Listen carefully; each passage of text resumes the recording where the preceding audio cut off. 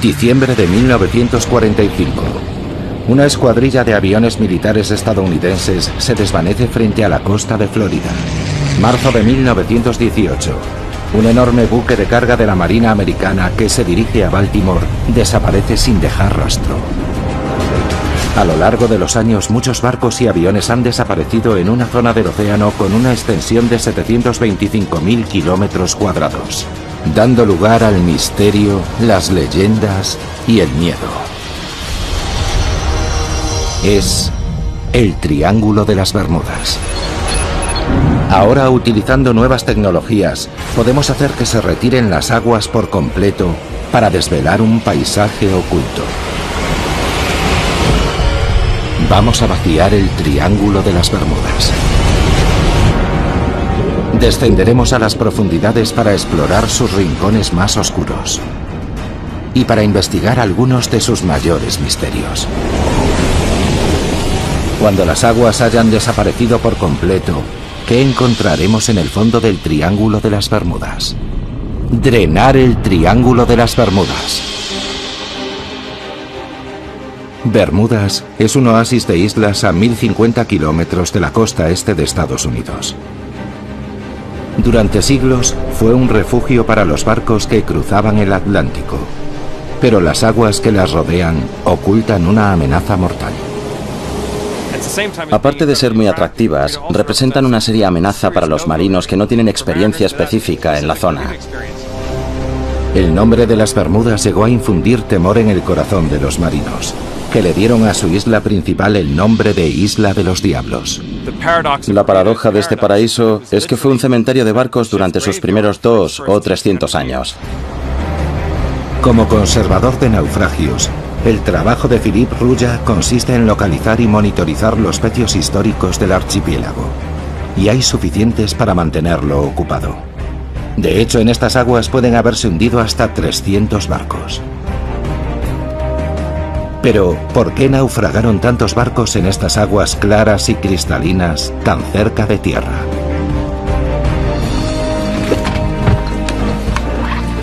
Hoy, Philippe va a visitar los restos de varios naufragios que podrían arrojar alguna luz sobre el misterio.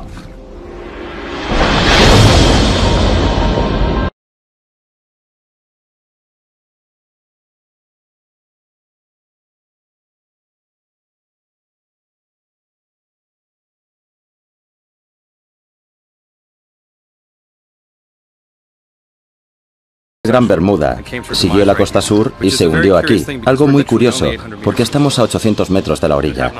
Y ocurrió un día con el mar en calma. Es algo realmente intrigante. Y vamos a intentar averiguar cómo pudo ocurrir.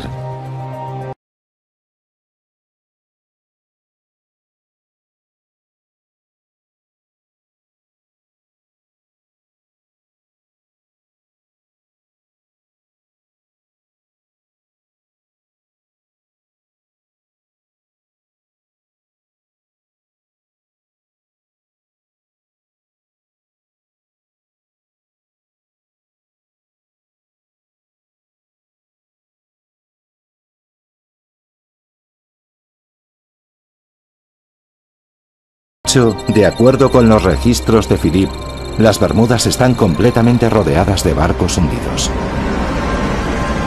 Aquí hay claramente algo que representa una amenaza mortal para la navegación.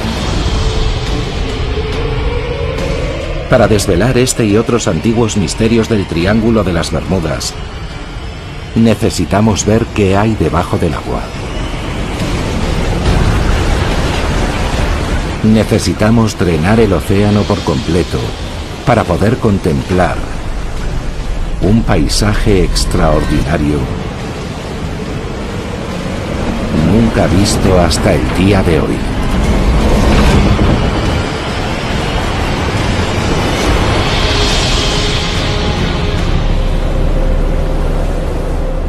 Ahora es posible observar las profundidades del Triángulo de las Bermudas gracias a una tecnología llamada batimetría o mapeo con sonar. El método consiste en lanzar ondas sonoras hacia el fondo marino. Las señales que rebotan en el fondo revelan la forma y profundidad de la tierra que hay debajo. Y es esta tecnología la que puede ayudarnos a descubrir la causa de los cientos de naufragios ocurridos alrededor de la isla. El geólogo Nick Hutchins es prospector de fondos marinos. Hoy va a utilizar la batimetría con sonar para buscar formaciones submarinas específicas en las zonas donde se produjeron algunos de los naufragios. Lo que estamos buscando son depósitos minerales que pueden haberse formado en fuentes hidrotermales extintas, las llamadas chimeneas negras. Nick cree que estas fumarolas hidrotermales extintas podrían contener raros metales y minerales. Estaríamos hablando de oro y cobre. En las cortezas puede haber platino, cobalto, níquel y especialmente tierras raras que ahora son muy importantes porque son vitales para muchas tecnologías modernas. Para poder encontrar estos valiosos metales, Nick va a utilizar un sonar multirrayos. Los datos revelan un extraordinario paisaje submarino alrededor de las Bermudas, incluyendo lo que parece el borde de una montaña. Tenemos una especie de meseta plana y de repente llegamos a lo que llamamos el borde. Y desde ahí el terreno desciende en una pendiente de unos 60 grados hasta casi 600 metros. Es un dato fascinante. Pero ¿por qué nos encontramos el borde de una montaña justo frente a la costa de Gran Bermuda? Para entenderlo, necesitamos ver la imagen completa. Utilizando los últimos datos tomados con sonar alrededor de las Bermudas, podemos vaciar toda esta zona por completo. Al desaparecer el agua, el pequeño archipiélago aparece situado sobre la cima de una montaña colosal, una montaña marina de 4.000 metros de altura, aislada en medio del Océano Atlántico.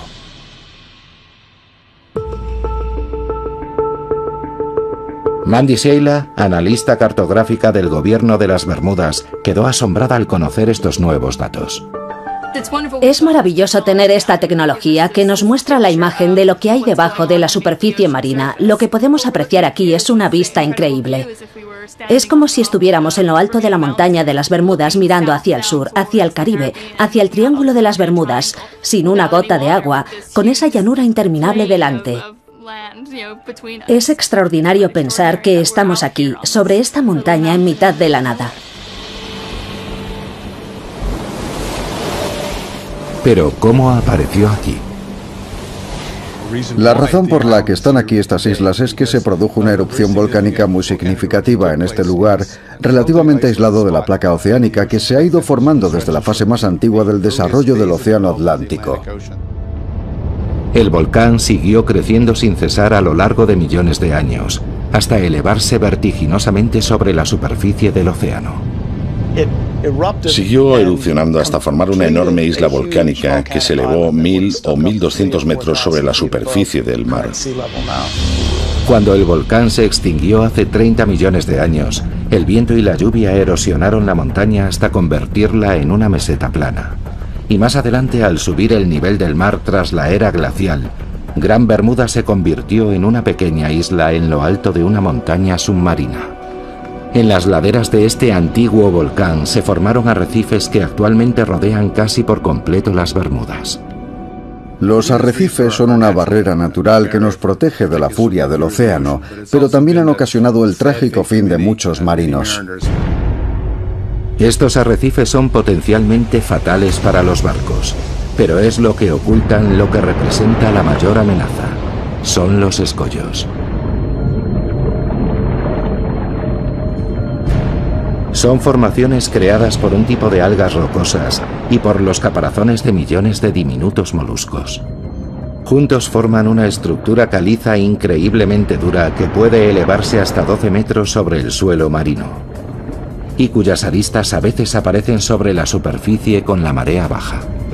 Estos escollos son mucho más duros que el arrecife que los rodea, de ahí que hayan sobrevivido y que los procesos que los crearon sigan avanzando. Y cuando un barco choca contra uno de ellos, sea de madera, de metal o de otro material, el impacto es muy fuerte. A veces estos escollos tienen puntas afiladas y pueden perforar el casco de un barco como un abrelatas, hundiéndolo en pocos minutos. Y cuando son más traicioneros es en los días de mar en calma. Una de las ironías de los escollos es que son más visibles cuando hay oleaje y tormentas. De hecho, son mucho más peligrosos los días de mar en calma, porque no hay forma de verlos. Estos escollos han sido la causa de muchos naufragios en las Bermudas, entre ellos el del Mary Celestia. Esta amenaza oculta rodea el archipiélago como un legado mortal de su pasado volcánico. Drenar la región de las Bermudas ha permitido explicar los cientos de hundimientos que se han producido aquí.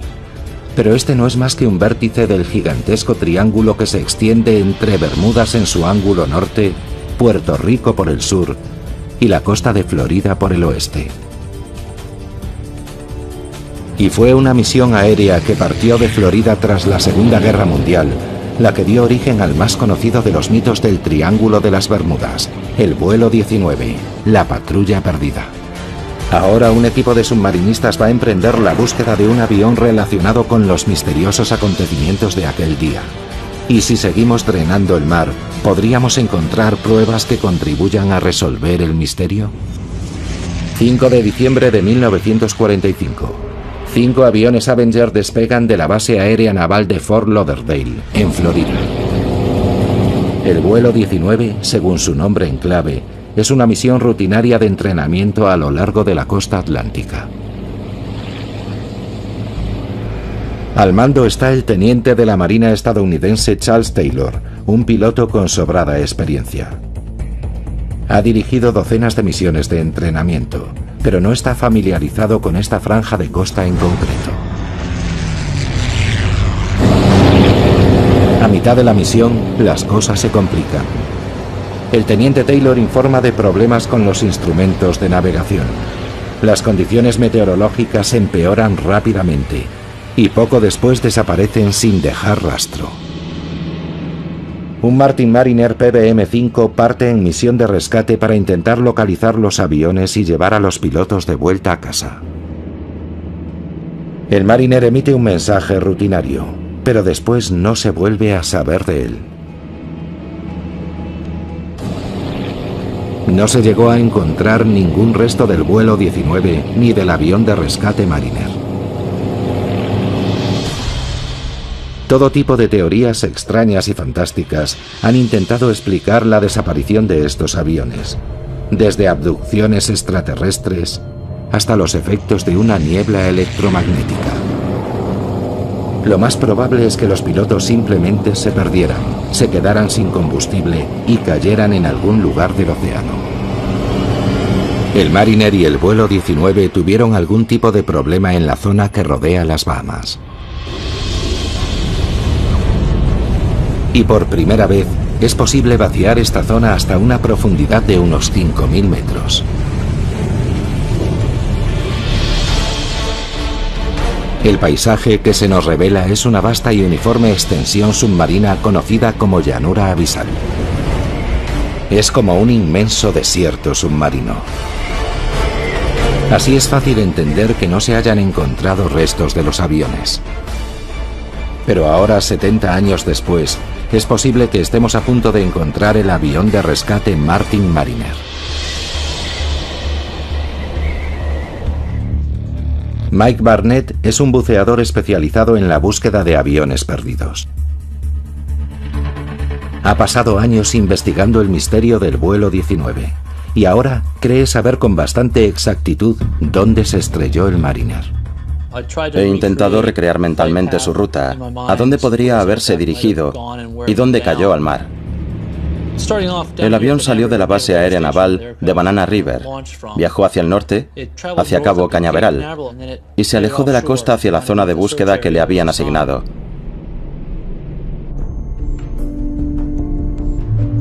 Sabemos que una media hora después de despegar, un carguero comunicó que había visto una explosión. Pero cuando llegó un barco a la zona, no encontró ningún resto. O el avión se hundió, o la corriente del Golfo se llevó los restos. Hoy, Mike y su equipo van a emprender la búsqueda de los restos del avión desaparecido.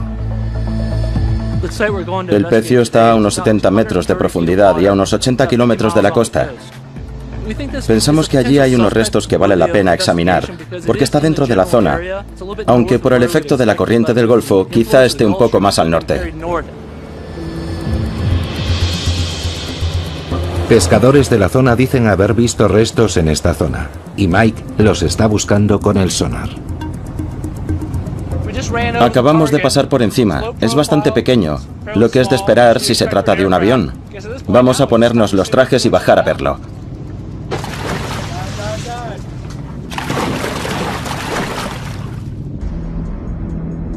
Los restos están a 69 metros de profundidad. Mike piensa que puede ser un avión, pero aún es pronto para saber si es el Mariner. La visibilidad a esta profundidad es muy limitada, y la fuerte corriente complica aún más la búsqueda. Sabemos que estamos cerca, hay muchos peces. Los restos de naufragio siempre atraen a muchos peces. De repente, los submarinistas ven algo en la penumbra. Esa es la rueda delantera del avión. Y a un tiro de piedra, el fuselaje oxidado de un avión de gran tamaño. Es muy interesante. Gran parte de la estructura está intacta. Habitualmente con el tiempo solo quedan pequeños fragmentos en el suelo marino. Así que ver algo así es bastante espectacular. ¿Podría tratarse de los restos del avión de rescate Mariner? El siguiente paso es tomar imágenes de cualquier detalle que permita identificar el avión. En la sala se pueden distinguir pilones que podrían haber sido soportes para flotadores. Parece que son los restos de un hidroavión. Las ventanillas a los lados del fuselaje son semejantes a las de un Mariner. Y la forma del estabilizador horizontal concuerda con las fotos que han visto del avión. Todo indica que podrían ser los restos del avión de rescate Mariner, pero todavía no han encontrado ninguna prueba concluyente. Sin duda es un avión. Debo ser cauto con lo que digo, pero hay detalles muy interesantes. Hay muchas cosas propias de un avión de rescate. Estoy deseando volver y ver las fotos y los vídeos en detalle. Estoy nervioso, muy nervioso. Esto merece un examen más minucioso.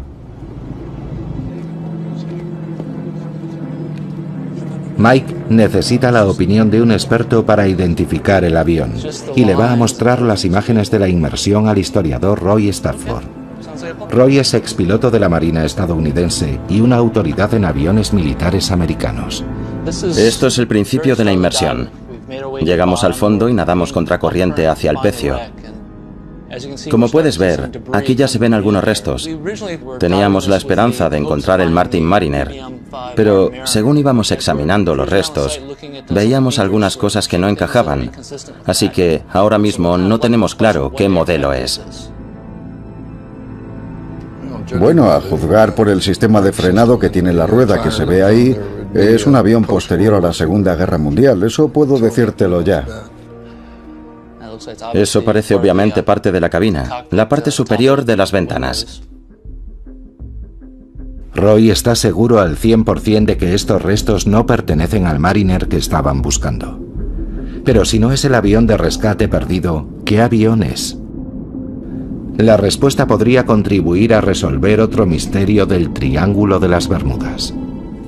Esto que vemos aquí es importante. Podría ser una ventanilla para una cámara. Exacto. De hecho, vimos varias dentro. Y se veían mucho. Nos llamaron la atención.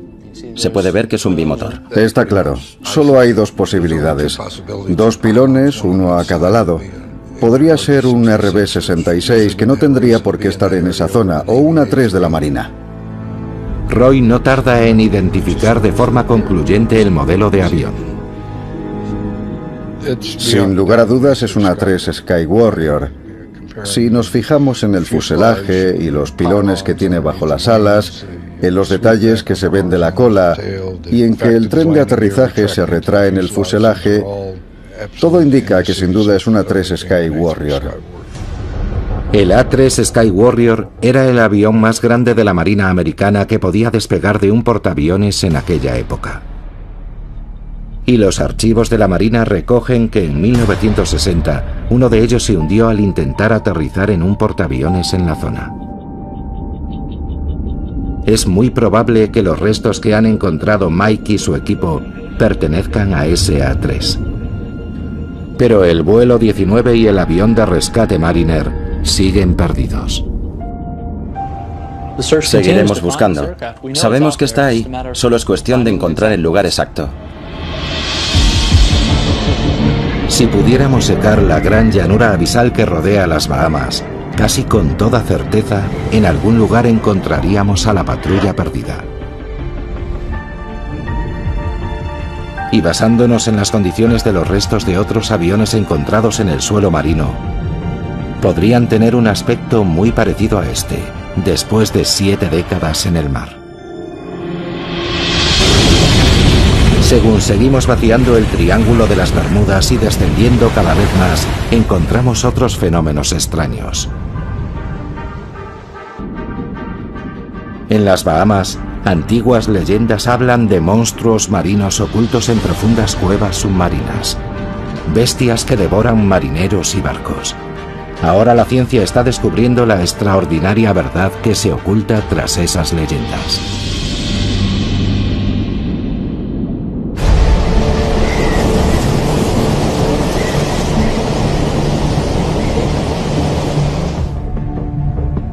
A solo 80 kilómetros de la costa de Florida, en la punta occidental del Triángulo de las Bermudas, están las Bahamas, un archipiélago de más de 700 islas. Aquí es donde encontramos una de las fuerzas naturales más misteriosas del Triángulo.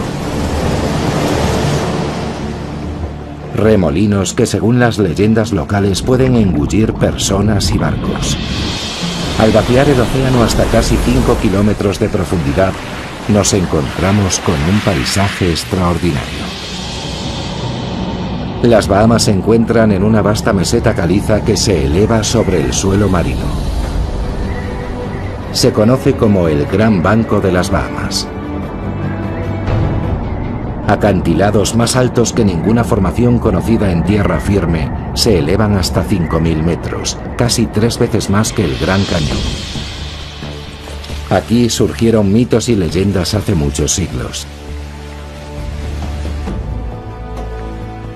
Las islas del archipiélago más cercanas a los Estados Unidos son Bimini del norte y del sur. Sus aguas fueron famosas hace siglos, cuando los barcos piratas surcaban los mares. Y según la mitología del Triángulo, en la antigüedad hubo aquí un lugar legendario. Algunos piensan que la prueba sigue estando sumergida a 5 metros frente a la isla de Bimini del norte. Es algo que parece una carretera de piedra en el lecho marino. Esta extraña formación es conocida como la carretera de Bimini. Es tan recta y uniforme que muchos exploradores submarinos afirman que tiene que ser obra humana. Pero si tienen razón, ¿qué hace una carretera en el fondo del mar? Según la leyenda, la carretera de Bimini podría ser un resto del misterio submarino por excelencia, la fabulosa ciudad de la Atlántida.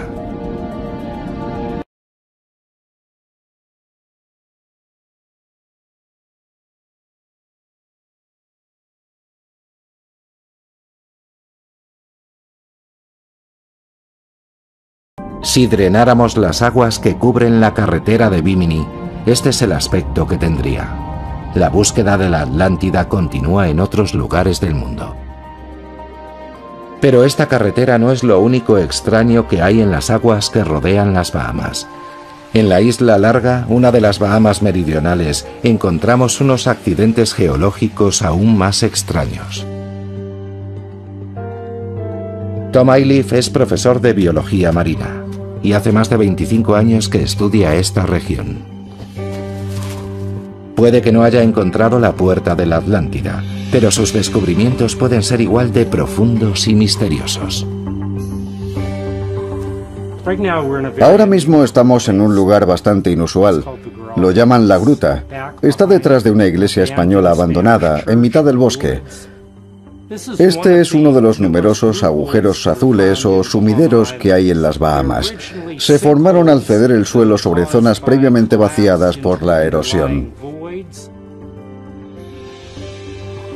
Un sumidero lleno de agua salobre, una mezcla de agua dulce y salada, no es lo que uno esperaría encontrar en mitad de una isla. Es muy inusual porque contiene un gran número de animales muy interesantes. Hay una población de grandes gambas rojas que viven en la cueva. En el agujero azul hay una gran abundancia de vida submarina. La incógnita es cómo ha podido ocurrir. ¿De dónde viene el agua salada? ¿Por qué hay tal concentración de vida submarina? La respuesta podría encontrarse en otro agujero azul, uno que está mucho más cerca de la costa. Situado a pocos metros del mar, es un agujero gigante comparado con la gruta. Incluso desde el aire es posible asomarse a sus profundidades. Y se extiende cientos de metros bajo el nivel del mar. Es el agujero azul de Dean, el mayor y más profundo que se conoce. Y siendo una de las personas que más lo ha explorado, Tom Ayliff es muy consciente de los peligros que encierra. Ha habido casos de personas que se han acercado demasiado al borde y hay una pendiente muy pronunciada de arena. Si no tienes cuidado, un paso en falso en el borde es suficiente para resbalar y caer al interior. A lo largo de los años, el agujero azul de Dean se ha cobrado varias vidas. Los habitantes de la zona mantienen las distancias a causa de las historias sobre sucesos sobrenaturales. En las Bahamas hay muchas historias y leyendas populares sobre los agujeros azules. Una de ellas cuenta que hay un monstruo, el Lusca, que vive ahí, y que el agua que entra y sale del agujero es el agua que inhala y exhala el monstruo. Hay historias de barcos que se acercaron demasiado al agujero azul y fueron engullidos por la inhalación del Lusca. Por increíble que parezca, Tom ha observado remolinos en el agujero azul de Dean como los que mencionan las leyendas. Cuando estaba bajando la marea, he llegado a ver hasta 3 remolinos aspirando agua al mismo tiempo en la superficie del agujero. Tom se ha propuesto encontrar una explicación racional a este extraño fenómeno.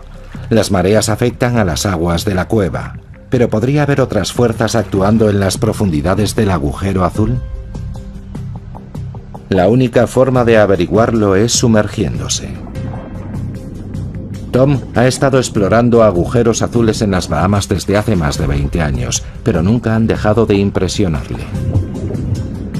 Son portales a otro mundo. Cuando te sumerges aquí, entras en un lugar único en el planeta.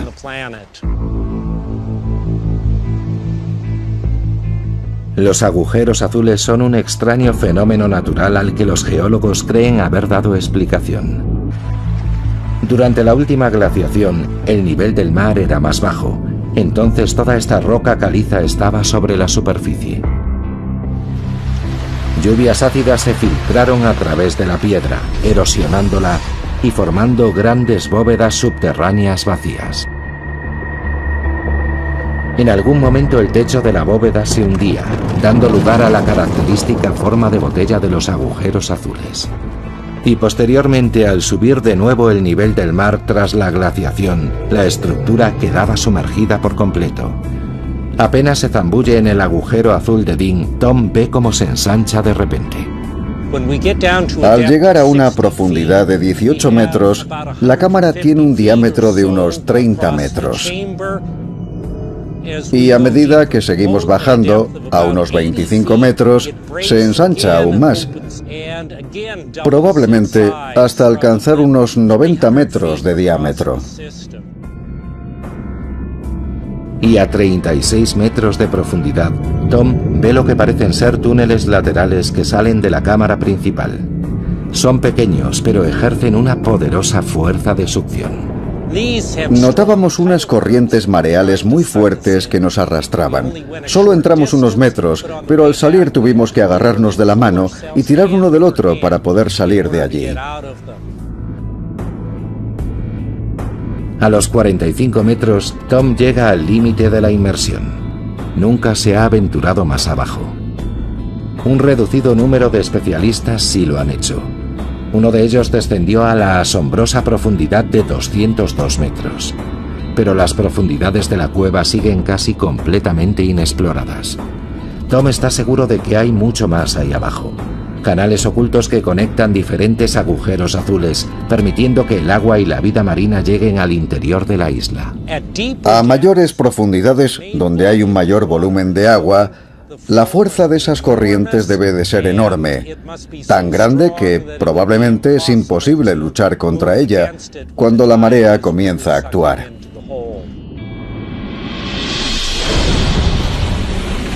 Pero con lo que sabemos, si vaciáramos el agujero azul de Dean, aparecería ante nuestros ojos no solo la enorme cueva en forma de botella, sino una red de túneles y fisuras que se adentran en las profundidades.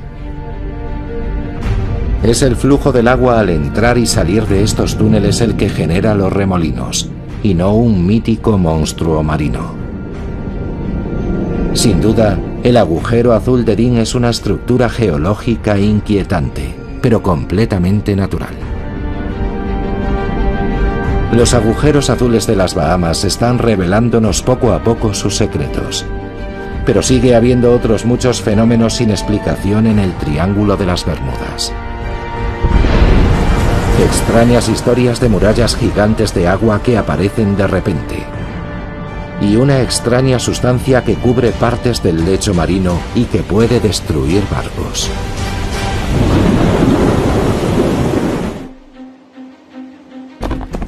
Marzo de 1918.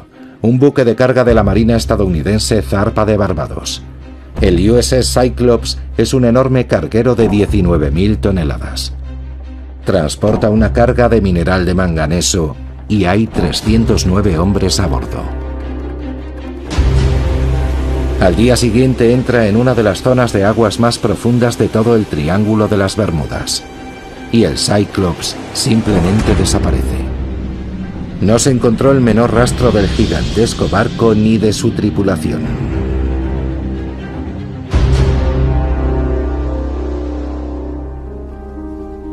Para Marvin Barras, la historia va unida a una tragedia personal.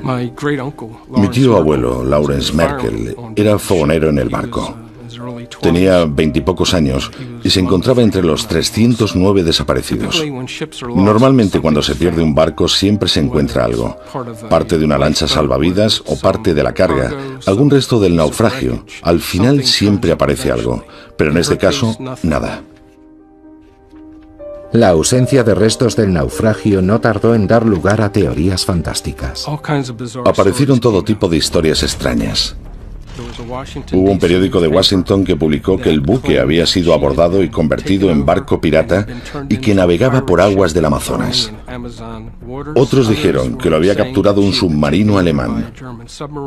Incluso se dijo que había sido algún monstruo marino y se publicaron ilustraciones de incidentes de ese tipo en periódicos de todo el país. Marvin ha dedicado su vida a investigar qué le ocurrió realmente al Cyclops. Ha examinado con todo detalle todos los documentos relacionados con el barco. Han sido décadas de minucioso trabajo, pero ahora cree haber identificado un punto débil potencialmente fatal en el diseño del barco.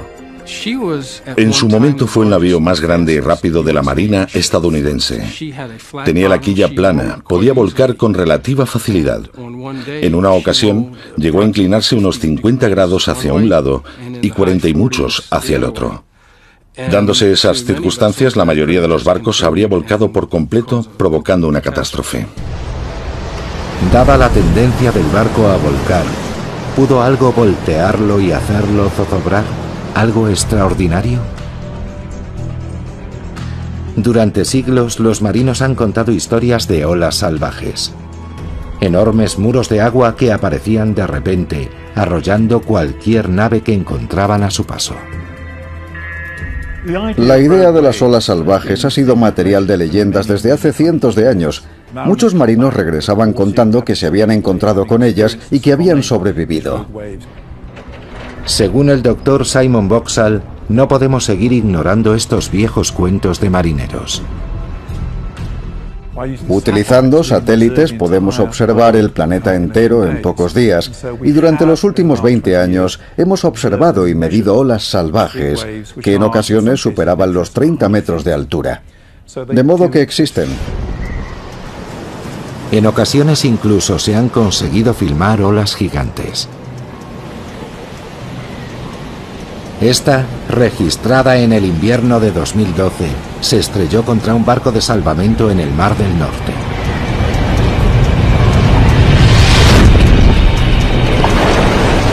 Teniendo en cuenta la meteorología del Triángulo de las Bermudas, ¿podrían producirse aquí olas gigantes a una escala similar? Tenemos el Atlántico Norte, las tormentas ecuatoriales, los sistemas de huracanes que se forman regularmente y tenemos tormentas que vienen del Golfo de México. Todo ello junto da lugar a un mar muy caótico y turbulento, con olas salvajes. Entonces, ¿pudieron producir las turbulentas aguas del Triángulo una ola salvaje lo bastante grande para hundir el Cyclops? El Triángulo de las Bermudas ha sido desde hace siglos un lugar envuelto en el misterio. Ahora estamos utilizando las tecnologías más avanzadas para hacer desaparecer el mar, desmontando mitos e investigando lo que realmente ocurrió. Pero a veces la ciencia experimental es suficiente para resolver un antiguo enigma. Estamos en la Universidad de Plymouth, en Inglaterra, y este es el tanque de oleaje del laboratorio Coast, uno de los más avanzados del Reino Unido. Puede simular una gran variedad de condiciones oceánicas que se pueden dar en el Triángulo de las Bermudas. Aquí los científicos están tomándose muy en serio las olas salvajes o gigantes. Vamos a una localización focal de 16 metros. Hoy, este equipo de oceanógrafos va a realizar un experimento para determinar si una ola gigante podría haber hundido un barco de gran tamaño, como el buque estadounidense, el Cyclops. El equipo coloca en el tanque un modelo a escala comparable en tamaño al Cyclops y van a someterlo al efecto de una ola gigante. Primero, generan un patrón de oleaje normal. Con el equivalente a olas de 8 metros, el barco se mantiene a flote. Pero cuando simulan el impacto de dos frentes tormentosos convergentes, empiezan a producirse interferencias en el patrón de oleaje. Y de repente, como si brotara de la nada, una ola gigante. Es el equivalente a una ola de más de 15 metros de altura, y su efecto sobre el modelo a escala es más que evidente.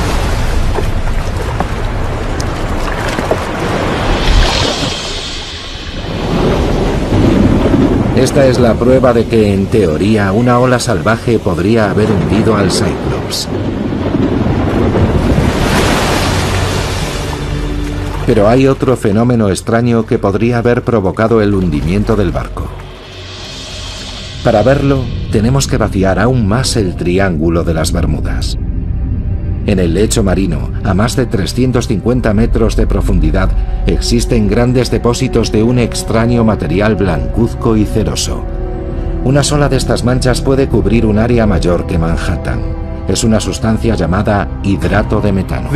Estos hidratos de metano se forman cuando material orgánico de la superficie, peces muertos, plantas muertas, plancton, se deposita en el suelo marino y se degrada por efecto de la actividad bacteriana y microbiana. Estas imágenes muestran aglutinaciones reales de hidratos de metano en el suelo marino. Pero el metano también puede quedar atrapado en bolsas bajo el suelo oceánico. 1981, en el mar del sur de China. Un buque sonda perfora una bolsa de gas superficial que revienta. Las grandes burbujas de gas que suben a la superficie afectan a la estabilidad del barco, que vuelca y acaba hundiéndose. Cualquier gran turbulencia que se produce en el suelo marino, como un terremoto o un corrimiento de tierras, puede liberar una masa sustancial de hidratos de metano que se convertirían en gas al subir a la superficie. De modo que un escape de hidratos de metano podría haber causado el hundimiento del Cyclops, más aún teniendo en cuenta que por su diseño era propenso a volcar. Pero la única manera de determinar qué le ocurrió realmente al barco es encontrar sus restos. Después de estudiar todo lo que encontré sobre el rumbo aproximado que pudo tomar el barco desde el punto de partida, creo que probablemente estaría un día del puerto y debía de encontrarse al noroeste de Puerto Rico. Marvin no pierde la esperanza de que algún día se encuentren los restos. Encontrar el lugar donde descansan los restos del Cyclops y de mi tío abuelo y todos los que servían con él significaría mucho. Pero si los cálculos de Marvin son correctos, no sería fácil recuperar el barco. Al vaciar la zona, aparece una fosa que alcanza los 8 kilómetros de profundidad. Es la fosa de Puerto Rico. Aquí es donde se encuentra el punto más profundo del triángulo. De hecho, es el punto más profundo de todo el Atlántico. Al explorar este gigantesco accidente geológico submarino, los científicos están descubriendo que podría ocultar el más temible de los secretos del Triángulo de las Bermudas, el detonador de un tsunami potencialmente devastador. La parte más profunda del Triángulo de las Bermudas, la fosa de Puerto Rico, podría ocultar su secreto más destructivo. Por ello, los científicos trabajan contrarreloj para explorar esta región submarina inaccesible. Aquí, en el laboratorio de toma de imágenes remotas de la National Geographic Society, se ha desarrollado una nueva tecnología clave para poder filmar en el océano profundo. Se llama DropCam. Enviar una cámara a los lugares más profundos del océano encierra varios retos. Cuando metes algo debajo del agua, el peso de la columna de agua que tiene encima ejerce presión sobre ese objeto. Y si imaginamos el peso de 8.000 metros de agua encima de una burbuja de cristal, es una presión enorme, del orden de cientos de atmósferas.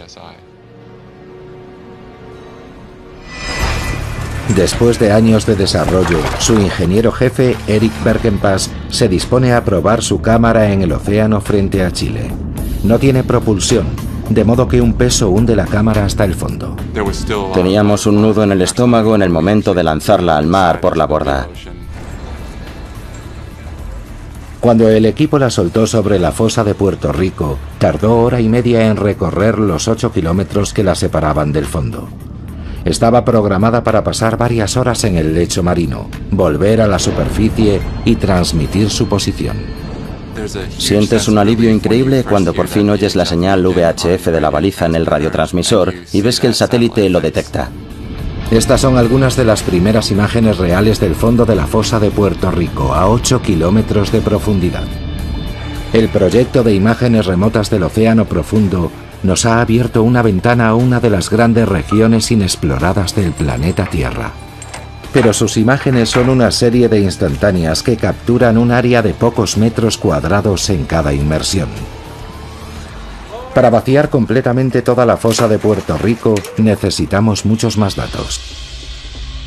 El científico del Servicio Geológico de los Estados Unidos, Uri ten Brink, está intentando crear un mapa de la fosa completa y cree que es una tarea extremadamente urgente.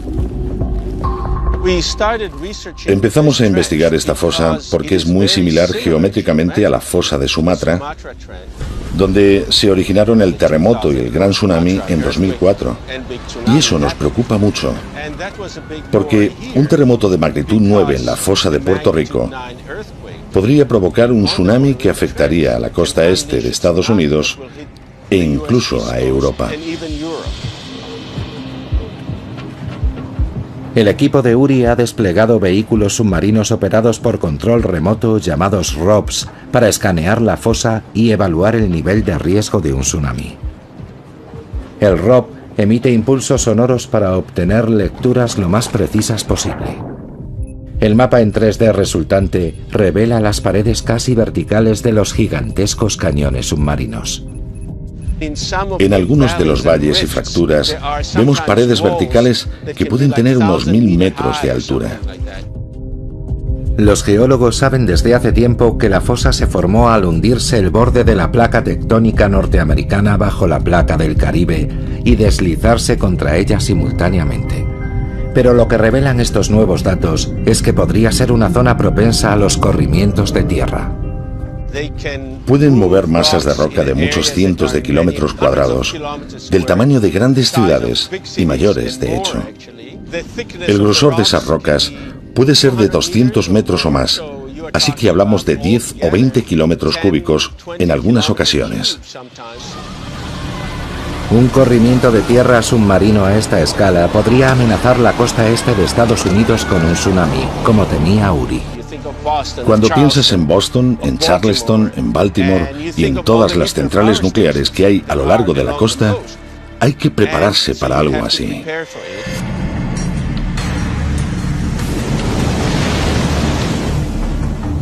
Ahora, tras el desastre de Fukushima en 2011, conocemos bien las consecuencias del impacto de un tsunami contra una central nuclear insuficientemente protegida.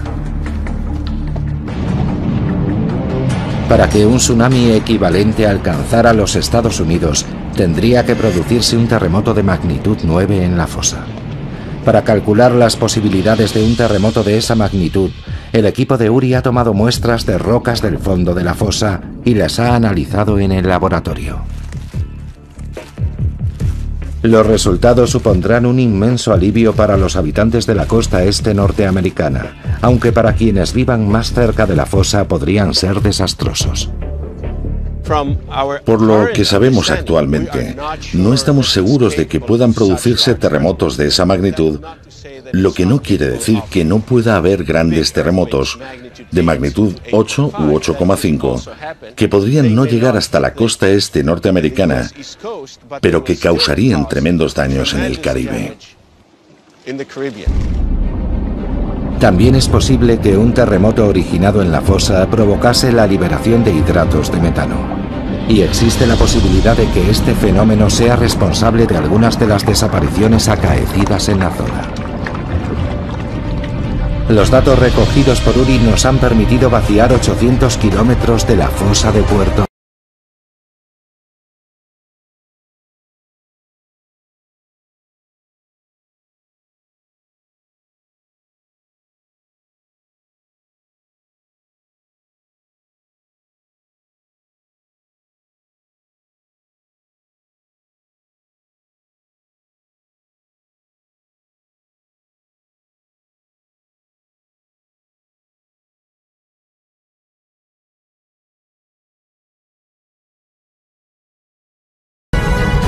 Drenar las aguas del Triángulo de las Bermudas nos ha permitido ver por primera vez una asombrosa variedad de terrenos.